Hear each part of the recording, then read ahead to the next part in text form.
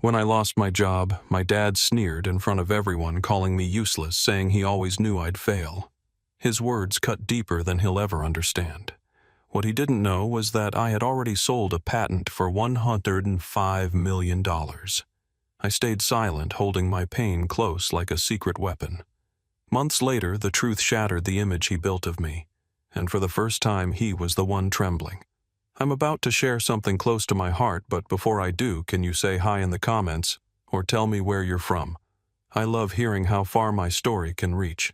It's always good to know I'm not alone in this. Thank you. And now, let me tell you everything. If this story touches you, please consider subscribing to this channel. Every subscription helps me keep telling stories that might make someone out there feel a little less alone. My name is Andrew Cole, and this is my truth. The night my father called me useless, the house on Nob Hill smelled like whiskey and warm bread, and the soft, electric hum of people who believed they were winning the chandelier, throwing a shallow gold over cut crystal and leather shoes. The kind of light that flatters power and punishes doubt. And I stood there with my layoff still warm in my inbox and a fixed smile cooling on my face while Richard, my father, raised his glass. And for the benefit of Evan and Logan and my stepmother Karen, announced that competition had finally separated the strong from the soft, that some people simply weren't built for pressure. The grit was genetic, and I had somehow missed out. And they laughed in the way people laugh when the host gives them permission to glancing at each other to calibrate how cruel they could afford to be. I felt the words land heavy and familiar like the same brass knuckles he'd wrapped in advice when I was 12. And the only thing I let move was my thumb sliding across my phone face, angled away from the table. The banking app opening with its clinical blue and white, and then the number 105872940 stacked in clean digits in a mount that didn't make a noise but changed the gravity in my chest. I let the screen go dark and tucked the phone back into my pocket as if I'd only checked the time. I didn't argue. Not when Evan murmured that some men weren't meant for the arena. Not when Logan said the market had spoken.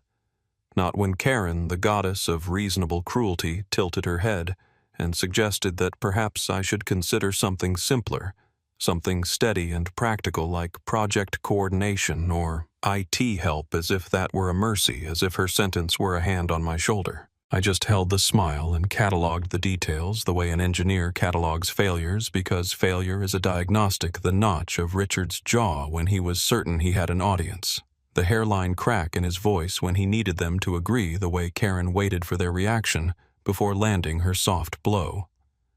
The way Evan scratched the side of his nose rather than look me in the eye. The way Logan checked the door as if he needed an exit from the discomfort he helped create. There are nights when the right thing to do is to take the oxygen out of the room, to flip the table, and let the glass explode like an exhale. But this wasn't one of them, because power prefers witnesses, and revenge prefers documentation, and I had both.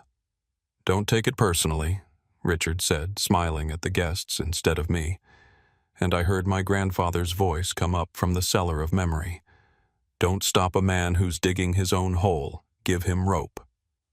And I realized Richard was busy nodding at himself. He asked about my next steps the way a landlord asks about a late check performatively, with the expectation of another failure. And I told him I was taking some time to reassess, to recalibrate the job search after the cuts at the startup. And he clapped my back a little too hard. The contact a reminder of who he believed I was in the story we'd been performing for years. His disappointment, his lesson. My jaw ached from restraint. When Evan tried to toast to tough love, I raised my water, not my voice. When Logan explained that some men were better suited to supporting roles, I nodded like a good extra. When Karen offered me a plate and the kind of smile that never reaches the eyes, I thanked her. And in the clean chrome of the kitchen's espresso machine, I watched my own mouth form the word, the mask sliding on and off like a well-practiced trick. A part of me wanted to show them the number, to drop it on the marble like a detonator and watch their posture change. But secrecy was not just safety.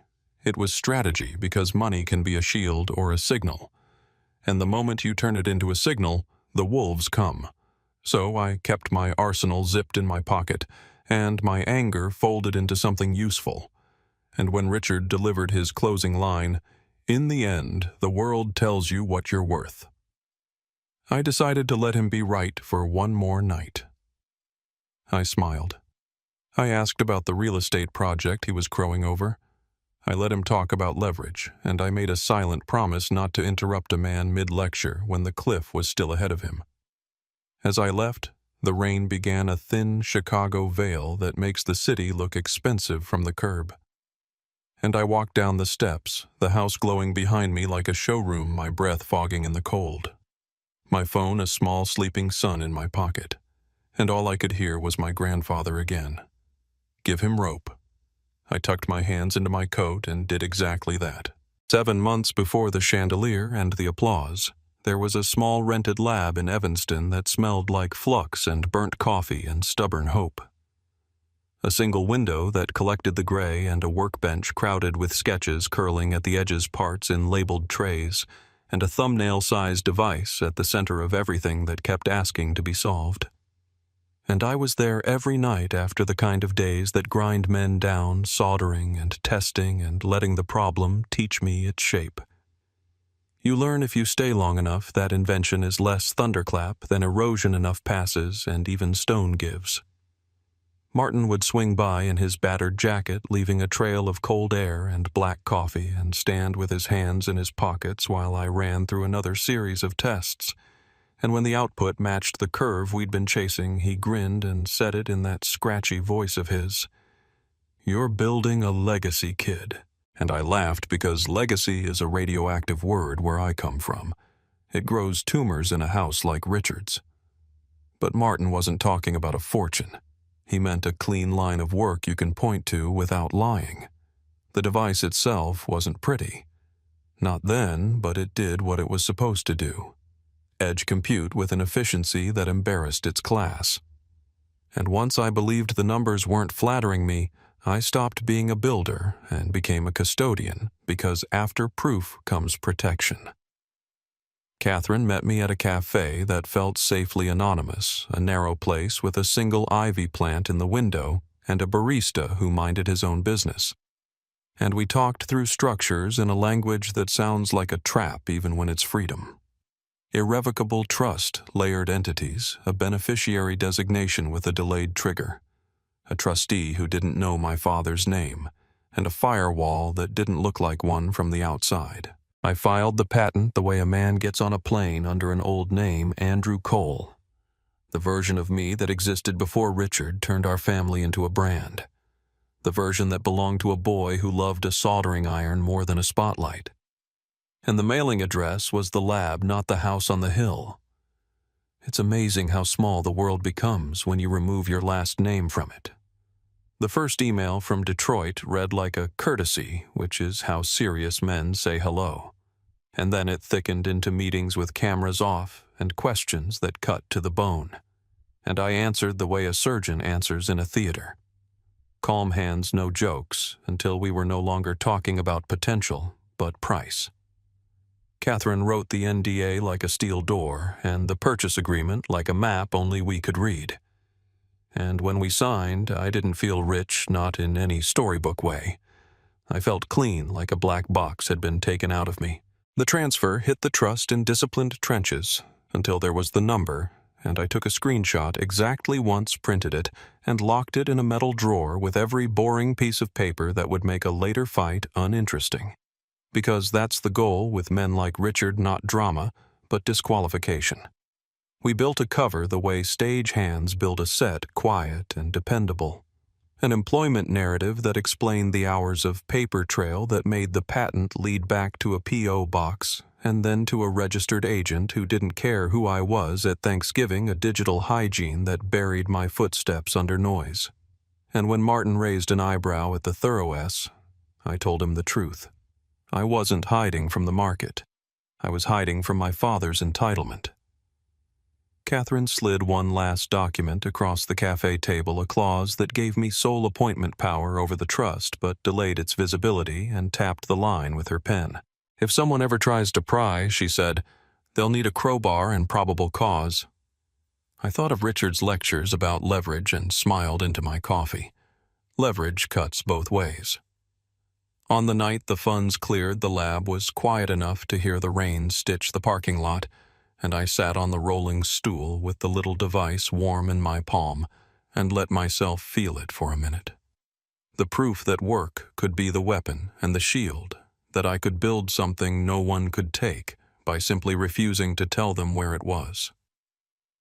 I put the prototype in a foam-lined case, slid the contracts into the metal drawer, turned the key, and wrote a single sentence on a yellow sticky note I'd tuck inside my wallet. "Do not interrupt a man who is busy branding you a failure. Timing is structural."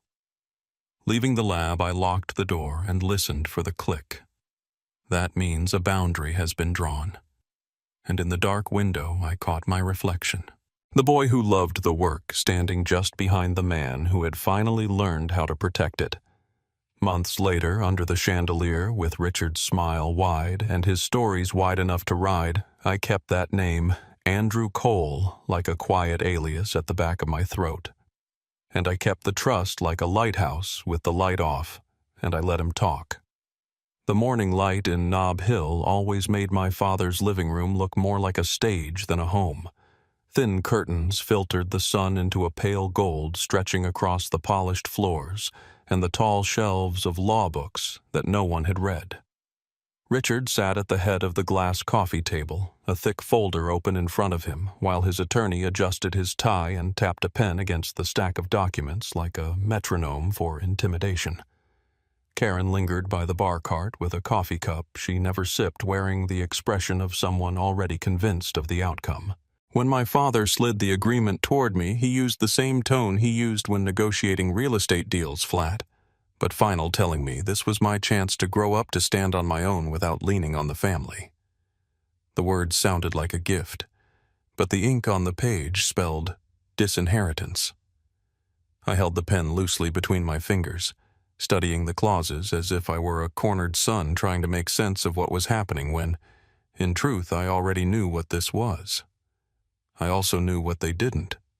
The patent, the trust, the firewall. Richard's lawyer cleared his throat, a sound meant to remind me how small I was at this table, how inevitable this was. I let my shoulders drop, gave them the picture of defeat they wanted, and signed my name on the final page with a steady hand. The sound of the pen scratching was so soft compared to Richard's sigh of satisfaction, as if he had finally rid himself of a burden. "Now you can learn what it means to survive," he said, and Karen nodded like a judge delivering sentence. I slid the signed papers back, the mask of resignation firmly in place, and quietly made a mental note of every word. What none of them saw was the message I had already cued to Justin. He was waiting for confirmation to begin collecting every transaction tied to the joint credit account, the one Richard believed was his to use without consequence. I excused myself under the pretense of needing air, stepped into the hall, and sent the text.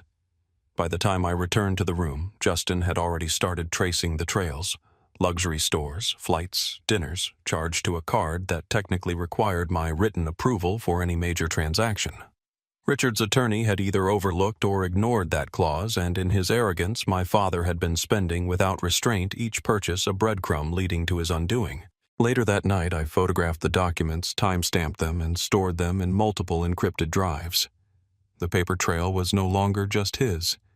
It was mine, cataloged and secured, ready to become evidence when I chose to reveal it.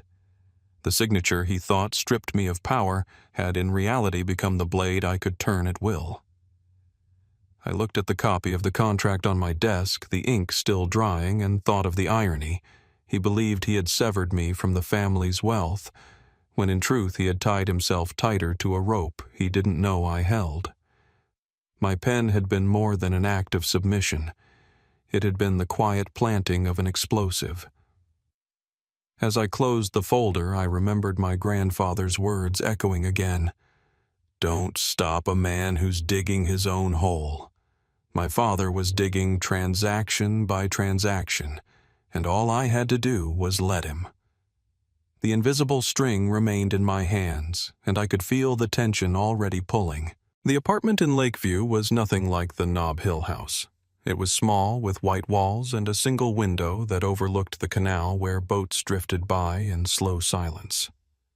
My furniture was second-hand, the desk pressed against the window, my laptop and a stack of notebooks arranged with quiet precision. No chandeliers, no showpieces, no curated shelves of trophies, just a place to breathe. To anyone else, it looked like I had fallen, like I was scraping by after losing my job and my inheritance. That was the story Richard wanted to believe, and I let him. Chicago had a way of keeping its secrets in plain sight. On weekends, I walked through Green City Market, blending into the crowd of tourists and vendors sipping coffee from paper cups while listening to Nina tell me what she had heard from inside my father's circle. She leaned over the table in a corner cafe, voice low, but edged with disbelief as she described Richard's new life with Sabrina. There were stories of champagne on yachts in Lake Michigan, luxury hotel suites, downtown dinners, where the wine cost more than rent. Sabrina, radiant in borrowed glitter, thrived in the spectacle, laughing too loudly and spending too freely, the perfect mirror for my father's vanity. At first I listened without reaction, but when Nina said he bragged about setting me free and how proud he was to see me struggle on my own, I felt the familiar tightening in my chest. He had no idea the freedom was mine, not his to give. What mattered more was the detail Nina almost missed. A mutual acquaintance Leah had mentioned in passing that Richard seemed unusually comfortable using the joint credit account, boasting about it as if it were his personal wallet. I held my cup steady, but inside the pieces clicked into place.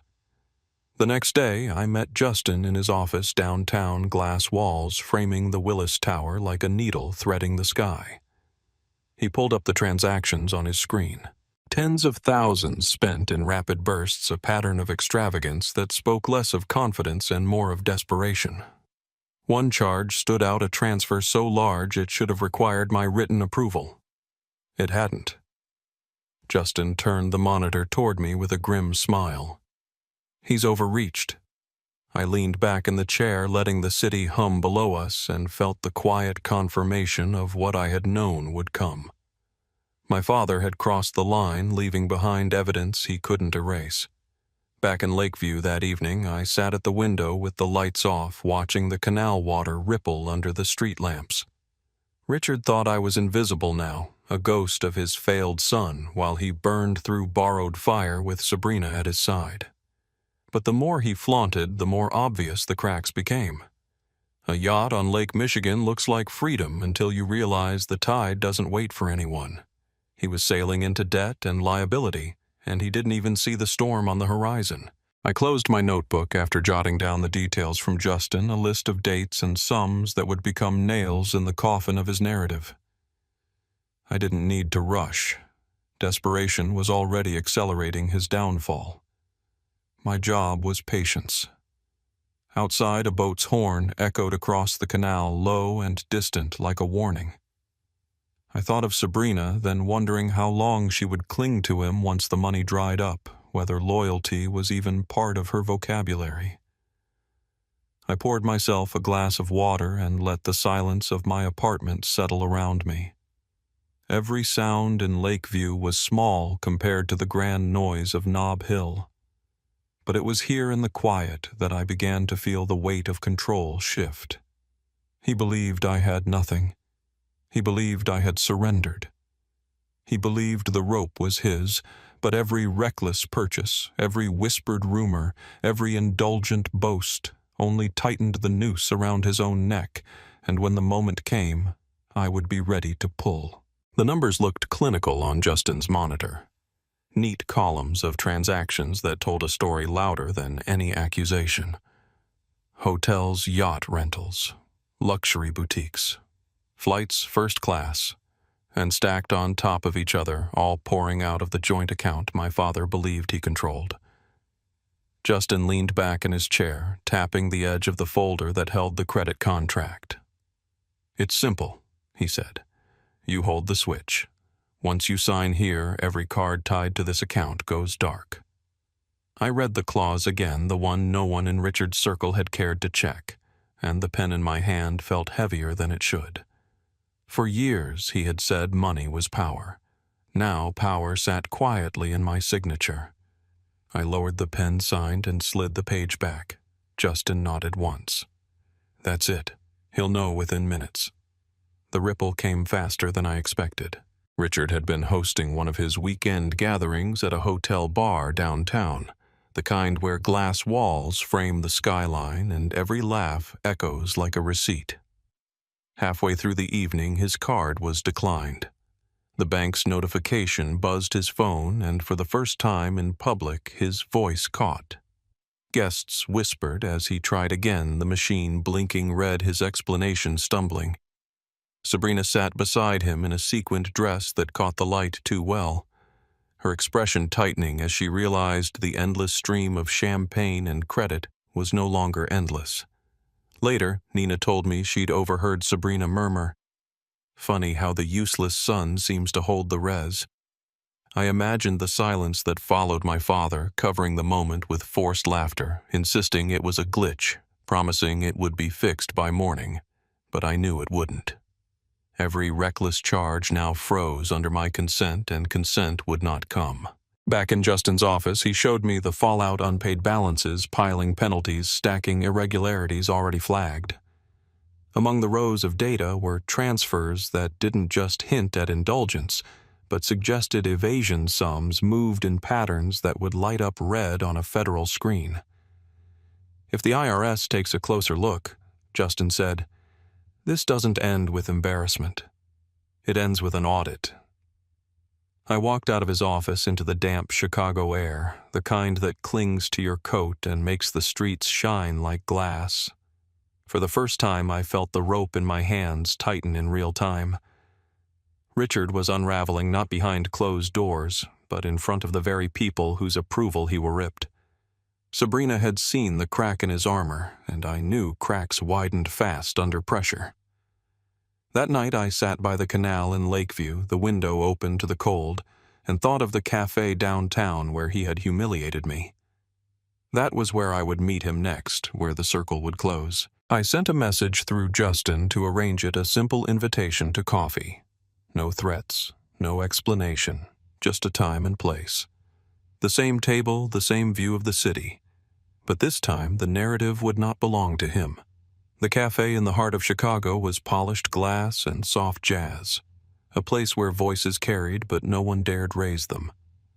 I arrived early, slid into a corner table and set the manila envelope on the polished wood between my hands.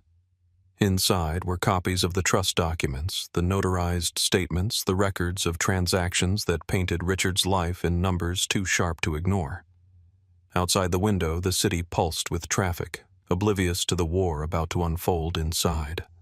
When Richard walked in, he carried the same posture he always had, chest forward, chin lifted, but his eyes betrayed the weight of sleepless nights. Sabrina followed a step behind her heels, clicking with hesitation rather than triumph. He sat down across from me, forcing a smirk, pretending this was just another negotiation. I didn't return the smile. Instead, I placed the envelope in the center of the table and slid it toward him. $10 million, I said quietly. Untable, purchased, protected, filed under a name you can't claim. None of it belongs to you. The smirk faltered. I continued unfolding a sheet of paper. This account, however, does. Every extravagant charge requires my approval. You didn't have it, which means they're invalid. And worse, they're traceable. Sabrina shifted uncomfortably, her eyes flicking between us. I turned to her. Or should I say Leah? That's how I knew you wasn't it. Her face drained of color. The name had been buried in her past, and Richard's sharp glance at her was confirmation enough. The room, once filled with idle conversation, began to hush as nearby tables leaned closer, sensing the gravity in the air. Richard's voice rose, harsh and unsteady, accusing me of betrayal, of disloyalty, of orchestrating this spectacle.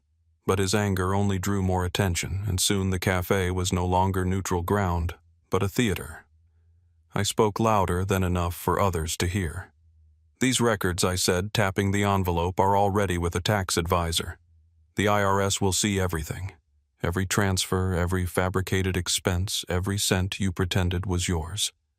Sabrina stood abruptly, her chair scraping against the floor. "I'm not going down with this," she said, her voice ringing clear. She left the table, the sound of her departure louder than his protests. Richard reached for the envelope, but I held it steady, my gaze locked on him. "Do you remember what you called me here?" I asked. "Useless. A failure. You said the world decides what I'm worth. Well, this is the world deciding." The cafe had gone nearly silent, and I knew people were recording. Phones angled subtly, a red light blinking in the corner of my vision. My father looked around, saw the eyes on him, the pity beginning to take shape, and his facade cracked. He pushed back from the table, muttering, trying to salvage his pride, but there was no exit graceful enough. He had been exposed in the very arena he once dominated, stripped not by force, but by his own arrogance. I gathered the envelope, stood, and let the weight of the silence follow me out the door. The cold air outside hit sharp against my face, but it felt clean, like the rain had finally come. Behind me in the cafe that smelled of coffee and humiliation, Richard sat alone, the whispers swelling around him, his empire of appearances collapsing, one murmured judgment at a time. The battleground was no longer his. It never would be again. The federal courthouse in Chicago doesn't soften anything. White light washes the grain out of the wood footsteps carry, and every cough sounds like a statement for the record. I took my seat at counsel table beside Catherine, the packet of notarized statements and certified records sitting square in front of me, tabs like flags. Across the aisle, Richard adjusted his cufflinks with the kind of precision he saves for rooms that can hurt him, his attorney whispering into the space between fear and arrogance. The judge entered the gallery, rose, and I felt the air tighten into order. When it was our turn, I didn't grandstand. Catherine introduced the exhibits and let the paper speak the patent assignment executed months before any family agreement. The trust structure isolating the proceeds, the confirmation letters from the acquiring company, and the bank copies of each transfer into the trust. The judge paged through the file the way a mechanic opens a hood, looking for the part that rattles, and then looked at me. "Do you affirm these are true and complete?" I did. Richard's lawyer tried to pry, asking whether the funds had ever been commingled, whether I had benefited from family credit or housing in a manner that would create an equitable claim. Catherine answered without heat. No commingling, no joint ownership, no liens, no constructive trust under any doctrine, because the consideration flowed entirely from the sale of an asset registered under a separate name and held through an entity unrelated to Richard's estate. Then the other shoe, the joint credit account. We offered the contract the clause requiring my written approval for major transactions, the ledger of purchases made without it, and the bank's confirmations that no such approvals existed. In that moment, the case slid out of rhetoric into arithmetic. The judge set the papers down and asked Richard's counsel whether there was any writing, any email, any consent at all supporting those charges. There wasn't.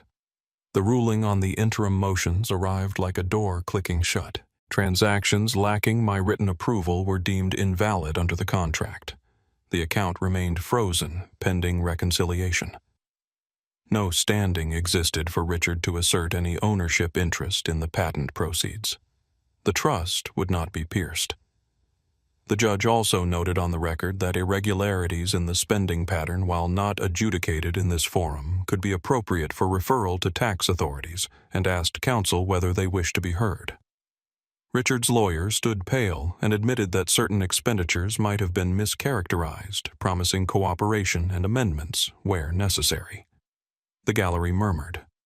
Men and women who had once laughed in smart jackets weighed the image they had bought against the one now on display. Richard tried to reclaim the floor, or the way he always had, not by argument but by volume. He spoke about fathers and sons, about loyalty and gratitude, about how families should keep disputes inside the house. The judge's expression did not change. Catherine didn't interrupt. I didn't either. I kept my hands flat on the table and let the silence swallow his appeal to a hierarchy that no longer applied. When he finally ran out of story, the judge returned to the law, restated the orders, and asked if there was anything further. I shook my head. Catherine said no. Richard's lawyer whispered that they would reserve their rights. On the way out, I felt the bench press of those eyes from the gallery. People who had learned my name in a punchline and were now testing the weight of it without the laugh track. In the vestibule, sunlight cut through the glass like a blade and fell across the marble in clean stripes. Richard stepped into that light and looked at me with something that wasn't quite anger anymore. It was a vacancy, a sudden awareness of a room in his house he had never entered. He started to speak, but I moved past him, my shoulder brushing the edge of a life I was finished with. Outside, the street noise swallowed the last of it. I didn't celebrate. I didn't gloat. I stood on the steps in the cold and let the decision settle in my bones the way winter settles into the city. The law had done what it could. The rest of the work was mine. I walked down to the sidewalk, pulled my coat tight, and headed toward the future I had been building in quiet, one constraint at a time. Morning in Lakeview is gentler than afternoon. The light comes sideways and soft.